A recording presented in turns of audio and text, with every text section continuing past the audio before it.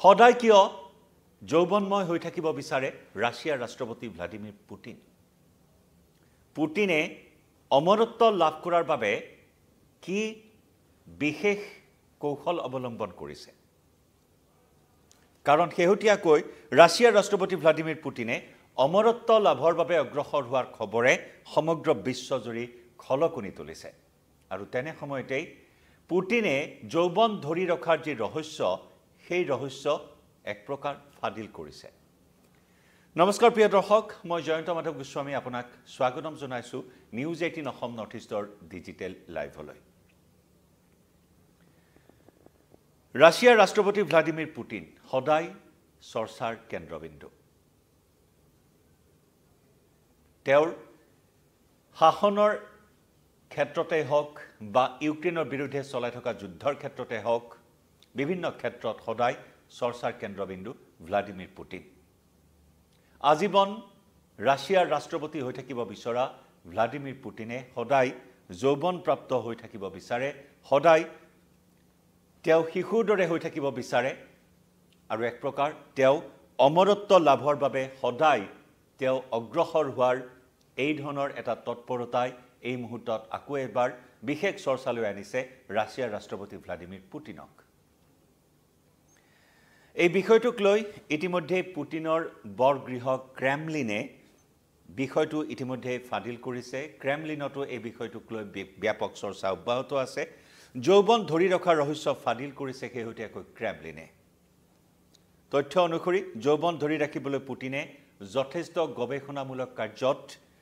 জড়িত হ'বলৈ দেশৰ বিজ্ঞানীসকলক পৰামৰ্শ দিছে যৌৱন ধৰি ৰখাৰ ক্ষেত্ৰত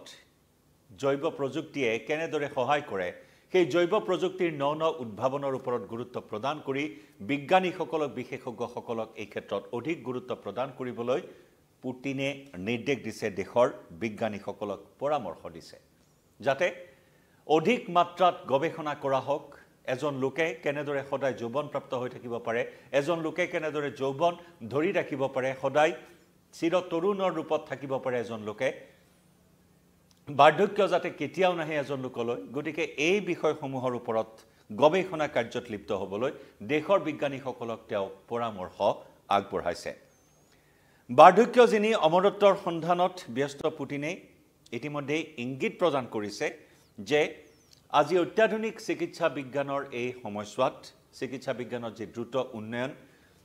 চিকিৎসা বিজ্ঞানৰ ন উদ্ভাৱন চিকিৎসা বিজ্ঞানৰ ন চমক গতিকে এই দ্ৰুত উন্নয়ন চিকিৎসা বিজ্ঞানৰ দ্ৰুত উন্নয়নৰ জৰিয়তে মানুহে সম্প্ৰতি 150 বছৰ পৰ্যন্ত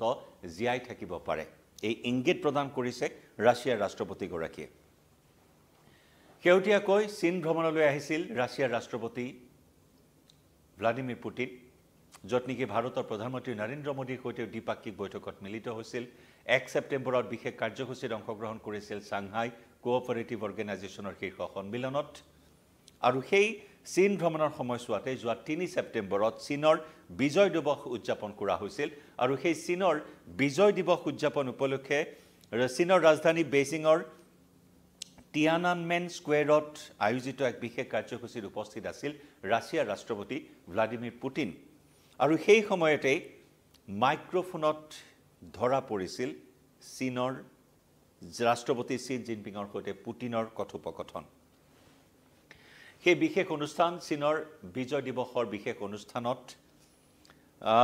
চীনৰ ৰাষ্ট্ৰপতি চি জিনপিঙৰ সৈতে পুটিনৰ কথোপকথনৰ অনুবাদ মাইক্ৰফোনত ধৰা পৰিছিল আৰু সেই কথা বতৰাতে অমৰত্বৰ প্ৰসংগ উত্থাপন কৰিছিল পুটিনে চীনৰ ৰাষ্ট্ৰপতিৰে হোৱা সেই বাৰ্তালাপত পুটিনে অমৰত্বৰ বিষয়টো উত্থাপন কৰিছিল মাণ্ডাৰিন ভাষাত জিনপিঙে ৰুছ ৰাষ্ট্ৰপতি পুটিনক প্ৰশ্ন কৰিছিল যে খুব কম সংখ্যক ব্যক্তিয়েহে অতীতত 70 বছৰ পৰ্যন্ত জীয়াই আছিল আয়ুকাল সৰ্বাধিক 70 বছৰ খুব কম সংখ্যক ব্যক্তিয়েহে 70 বছৰলৈ জীয়াই আছিল অতীতকালত কিন্তু আপুনি 70 বছৰ অতিক্ৰম কৰাৰ পিছতো কিয় আজিও শিশু সুলভ হৈ আছে আজিও আপুনি শিশুৰ দৰে কিয় হৈ আছে এই প্ৰশ্ন উত্থাপন কৰিছিল সি জিনপিঙে ৰাছিয়াৰ ৰাষ্ট্ৰপতি ভ্লাদিমিৰ পুটিনক আৰু সেই দুভাষীৰ জৰিয়তে পুটিনে সেই প্ৰশ্নৰ উত্তৰত কৈছিল যে জৈৱ প্ৰযুক্তিৰ এতিয়া উন্নয়ন হৈছে জৈৱ প্ৰযুক্তিৰ উন্নতিৰ ফলত মানৱ দেহৰ অংগ প্ৰত্যংগসমূহ এতিয়া অতি সহজেই সংৰোপণ কৰিব পৰা এটা পৰিৱেশ হৈছে আৰু সেইবাবে একোজন মানুহে আজি 150 পৰ্যন্ত বয়স জীয়াই থাকিব পৰা এটা সুবিধা চিকিৎসা বিজ্ঞানে আনিছে জৈৱ প্ৰযুক্তিৰ উন্নতিৰ ফলত মানৱ দেহৰ অংগ প্ৰত্যংগৰ সংৰোপণ সহজলভ্য হৈছে আৰু সেয়েহে সাম্প্ৰতিক সময়ত একোজন মানুহে 150 বছৰ পৰ্যন্ত জীয়াই থাকিব পাৰে তাৰ উত্তৰত এনেদৰে পুটিনে সি জিনপিঙক অৱগত কৰিছিল সেই বিষয়টো আৰু সম্প্ৰতি 72 বছৰীয়া ভ্লাদিমিৰ পুটিনে দেশৰ সংবিধানৰ সংশোধন ঘটাই নিজৰ কাৰ্যকালৰ ম্যাদ 2030 চন পৰ্যন্ত বৃদ্ধি কৰিছে ৰাছিয়াত অৰ্থাৎ একছত্ৰী সম্ৰাট ৰাছিয়াৰ একছত্ৰী সম্ৰাট হৈ থাকিব 2030 চন পৰ্যন্ত ইয়াৰ পূৰ্বেও তেওঁ সংবিধান সংশোধন কৰি তেওঁৰ কাৰ্যকাল বৃদ্ধি কৰি আহিছে গতিকে 2030 চনলৈ তেওঁৰ কাৰ্যকাল বৃদ্ধি কৰিছে সংবিধানৰ সংশোধন কৰি আৰু বিগত বৰ্ষটো পুটিনৰ ঘনিষ্ঠ বিজ্ঞানিক বয়স কমোৱাৰ বাবে গৱেষণাৰ নিৰ্দেশ দিয়া হৈছিল কেনেদৰে এজন বৃদ্ধ লোকেও বয়স কমাই আনিব পাৰে ডেকা হৈ উঠিব পাৰে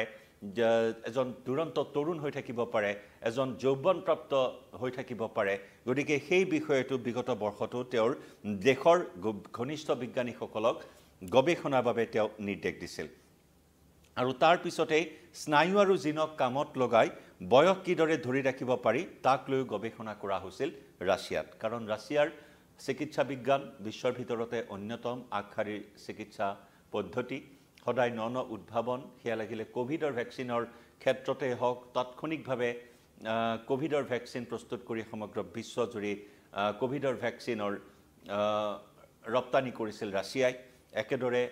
কৰ্কট ৰোগৰ ক্ষেত্ৰতো ৰাছিয়াই নন উদ্ভাৱন কৰি আহিছে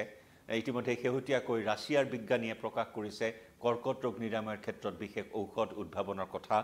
গতিকে এই ক্ষেত্ৰত সদায় আগবঢ়া ৰাছিয়াৰ চিকিৎসা বিজ্ঞান সেয়েহে ৰাছিয়াৰ ৰাষ্ট্ৰপতি ভ্লাদিমিৰ পুটিনেও তেওঁৰ ঘনিষ্ঠ বিজ্ঞানীসকলক কেনেদৰে বয়স কমাই ৰাখিব পাৰি সেই সম্পৰ্কত গৱেষণা কৰিবলৈ নিৰ্দেশ দিছে আৰু সেইবাবে স্নায়ু আৰু জিনক কামত লগাই বয়স কেনেদৰে ধৰি ৰাখিব পাৰি তাক লৈ গৱেষণা কৰা হৈছে ৰাছিয়াত আৰু নিউ হেল্থ প্ৰিজাৰ্ভেশ্যন টেকনলজি হিচাপে পৰিচিত এই গৱেষণাৰ সমগ্ৰ দিশটোৱে বৰ্তমান চোৱাচিতা কৰি আছে ৰাছিয়াৰ ৰাষ্ট্ৰপতি গৰাকীৰ কন্যা পুটিনৰ কন্যা মাৰিয়া ভৰনচোভাই নিজেই এই সমগ্ৰ দিশটো তদাৰক কৰি আছে সমগ্ৰ গৱেষণাৰ দিশটো চোৱাচিতা কৰি আছে আৰু পুটিনৰ কন্যা মাৰিয়া ভৰনচোভা এগৰাকী হৰমন বিশেষজ্ঞ আৰু এগৰাকী বিশিষ্ট বিজ্ঞানী ৰাছিয়াৰ গতিকে পুটিনৰ কন্যাই যেহেতু এগৰাকী বিজ্ঞানী হৰমন বিজ্ঞানী এগৰাকী বিশিষ্ট বিজ্ঞানী হৰমন বিশেষজ্ঞ গতিকে তেওঁ নিজেই এই সমগ্ৰ গৱেষণাৰ দিশটো চোৱাচিতা কৰি আছে আৰু তাৰ বাবে পুটিনৰ অমৰত্ব লাভ কৰাৰ যি খবৰ এই খবৰে স্বাভাৱিকতে সমগ্ৰ বিশ্বজুৰি খলকনিৰ সৃষ্টি কৰিছে সদায় অমৰত্ব হৈ পুটিনে আজীৱন যুগ যুগান্তৰলৈ ৰাছিয়াৰ ৰাষ্ট্ৰপতি হিচাপে অধিষ্ঠিত হোৱাৰ যি সপোন যি হেঁপাহ তাক বাস্তৱত ৰূপ দিয়াৰ বাবে এতিয়া চিকিৎসা বিজ্ঞানী গৱেষক বিশেষজ্ঞ সকলোৰে কাক চাপি সকলোকে এই ক্ষেত্ৰত জোৰদাৰ গৱেষণা কৰিবলৈ নিৰ্দেশ প্ৰদান কৰিছে ৰাছিয়াৰ ৰাষ্ট্ৰপতি ভ্লাদিমিৰ পুটিনে গতিকে এইগৰাকী পুটিন সদায় সংবাদ শীৰ্ষত দখল কৰা ৰাছিয়াৰ ৰাষ্ট্ৰপতি ভ্লাদিমিৰ পুটিন শেহতীয়াকৈ চীন ভ্ৰমণলৈ যোৱাৰ সময়ত চীনৰ ৰাষ্ট্ৰপতি সি জিনপিঙৰ সৈতে হোৱা কথোপকথনত এনে কিছু কথা এই মুহূৰ্তত সন্মুখলৈ আহিছে যে কেনেদৰে যৌৱন ধৰি ৰাখিব পাৰি কেনেদৰে বাৰ্ধক্যজনী অমৰত্ব লাভ কৰিব পাৰি তাৰে সন্ধানত পুটিন বৰ্তমান ব্যস্ত হৈ আছে আৰু তাৰে সন্ধানত থকা পুটিনে তেওঁৰ ঘনিষ্ঠ বিজ্ঞানীসকলক তেওঁৰ দেশৰ বিজ্ঞানীসকলক এই ক্ষেত্ৰত